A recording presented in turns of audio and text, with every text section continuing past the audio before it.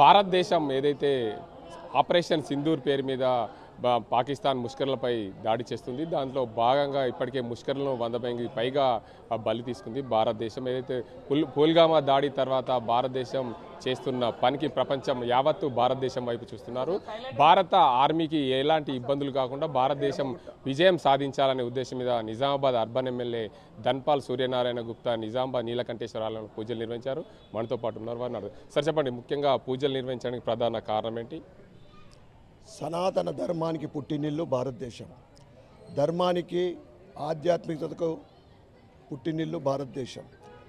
భారతదేశం ఎప్పుడు కూడా ఎవరిపైన యుద్ధం చేయదు, ఎటువంటి ఆక్రమణలు చేయదు. కానీ భారతదేశానికి గెలికితే మాత్రం ఈట్కా జవాబ్ పత్తర్సే అనే ఇవ్వడం భారతదేశంలో పౌరుల్లో ఉన్న మన సైనికుల్లో ఉన్న రక్తం అటువంటిది. ముఖ్యంగా పహల్గాం సంఘటన తర్వాత 3 రోజుల క్రితం ఆపరేషన్ సింధూర్ పేరు మీదుగా 9 స్థావరాలలో ఉగ్రవాదుల స్థావరాలపైన అటాక్ చేసిన తర్వాత మనందరికీ తెలిసిన విషయమే. నిన్నటి నుంచి పాకిస్తాన్ అమాయక ప్రజల పైన దాడులు చేస్తూ వారిని అనేక మంది దేశ బార్డర్లో ఉన్న అంటే అనేక రాష్ట్రాల్లో రాజస్థాన్, గుజరాత్ ఆ బార్డర్లో ఉన్న అమాయక ప్రజలు చనిపోవడం జరుగుతూ ఉంది. దాంతోపాటు పాకిస్తాన్ నిన్న రాత్రి క్షిపణుల్ని ఇతర ట్యాంకర్లని ఆయుధాలని వారు యుద్ధం ప్రారంభించినప్పుడు దానికి ధీటుగా భారతదేశ త్రివిధ దళ సైనికులు దానికి ధీటుగా క్షిపణులన్నీ కూడా ధ్వంసం చేయడం జరిగింది.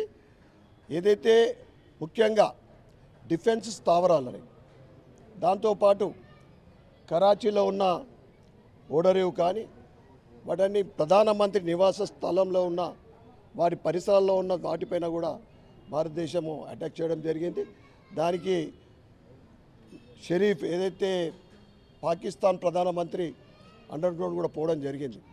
ఇప్పటికైనా మీరు చేస్తున్న అన్యాయమైన ఈ యుద్ధం అది భారతదేశం ఏదైతే సంకల్పం మోడీ గారిది ఉందో ఉగ్రవాదాన్ని తుదిముట్టించాలి, పీఓకే ఆక్రమణ, ఇవన్నీ కూడా వారి సంకల్పం విజయవంతం కావాలని ఈరోజు దేశవ్యాప్తంగా అనేక చోట్ల, దాంట్లో ముఖ్యంగా ఇందూర్ నగరంలో స్వయంభూ నీలకంఠేశ్వర ఆలయంలో పూజ చేయడం జరిగింది. భారత్ సైనికులు యుద్ధం విజయవంతం కావాలా, వారికి శక్తిని యుక్తిని భగవంతుడు కలగజేయాలి మన సైనికులని ప్రార్థించడం జరిగింది. కనుక ప్రజలందరినీ కూడా నేను కోరుతా ఉన్నా, మీరు కూడా ఆ భగవంతుడిని ప్రార్థించండి. జరుగుతున్న యుద్ధం భారతదేశ విజయవంతం సాధించాలని మీరందరినీ కూడా ప్రార్థించాలని కోరుకుంటూ, మరొక్కసారి నరేంద్ర మోడీ గారి సంకల్పం ఏదైతే ఉందో ఉగ్రవాదాన్ని కూకటి వెల్లెత్తుడు పెకిలేయడమే, అది విజయవంతం కావాలని మేము మనస్ఫూర్తిగా కోరుకుంటూ భారత్ మాతాకి జై. ప్రధానంగా మీరు అర్బన్ నక్సలైట్లను ఆరోపణలు చేస్తున్నారు. అర్బన్ నక్సలైట్ అంటే ఎవరు? అర్బన్ నక్సలైట్ నిన్న నేను పోస్టింగ్ కూడా పెట్టడం జరిగింది. ఒక యూనివర్సిటీలో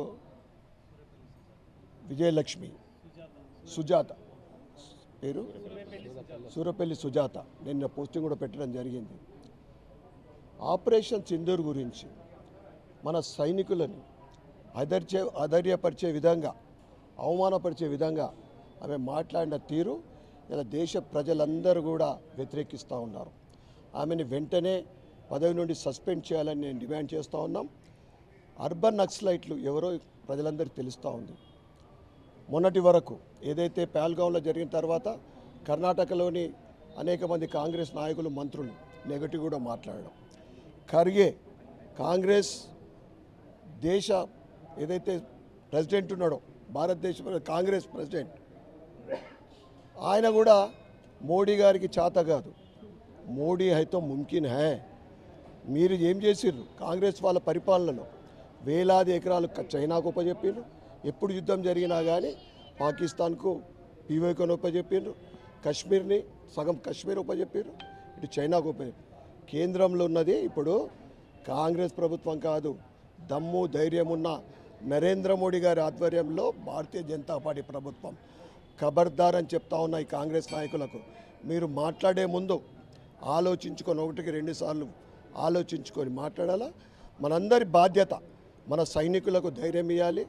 ఈరోజు దేశ ప్రజలందరూ కూడా అండగా ఉండాలని నేను కోరుతా ఉన్నాను. మొత్తంగా దేశ ప్రజలందరూ కూడా సుఖ సంతోషాలతో ఉండాలి. అదేవిధంగా దాంతోపాటు ఏదైతే ఆర్మీ పోరాటం చేస్తుందో ఆ ఆర్మీలు అందరూ కూడా క్షేమంగా ఉండాలి, దేశం విజయం సాధించాలనే ఉద్దేశం మీద నిజామాబాద్ నీలకంఠేశ్వర ఆలయంలో పూజలు నిర్వహించామని చెప్పి అర్బన్ ఎమ్మెల్యే చెప్తున్నారు. ఇది ఇక్కడ పరిస్థితి. కెమెరా రాజంతో గంగారెడ్డి, RTV నిజామాబాద్. మరిన్ని వీడియోస్ కోసం ఛానల్ ని సబ్స్క్రైబ్ చేయండి. లేటెస్ట్ అప్డేట్స్ కోసం వాట్సాప్ ఛానల్ ని ఫాలో అవ్వండి. అండ్ లింక్ డిస్క్రిప్షన్ లో ఉంది.